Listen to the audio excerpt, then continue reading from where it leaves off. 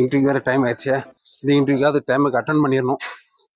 இந்த வேலையாவது கிடைச்சிடணும். கடவுளே கொடுக்க எந்த அவசரம் வச்சுன்னு வந்துடக்கூடாது. என்ன பங்கு போன் பண்ணாலும் எடுக்க மாட்டான்றான்.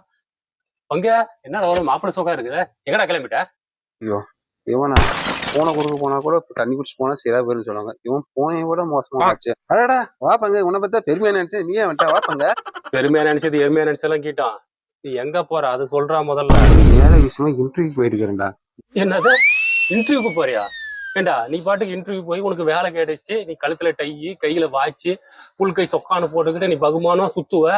அதை பார்த்துட்டு எங்க அப்பகாரம் வேலைக்கு போட என்ன டார்ச் பண்ணா நான் என்ன பண்றது? வயிற்று தெரிச்சல் பிடிச்சவங்களா? இவன் குறுக்க வரும்போதே நினைச்சேன் போற காரியம் உருப்பட்ட மாதிரிதான். ஏன் பங்க வந்துட்டு மேலேயே போற? வாடா கோச்சிட்டியா? இன்னைக்கு சகுனம் சரியில்லை, போன குறுக்க போயிடுச்சு. பூனை குறுக்கா போயிடுச்சா? நமக்கு தெரியும் எந்த பூனை குறுக்கா போயிடுச்சு. நம்மளதான் போறோம்னு சொல்லியா? டேய்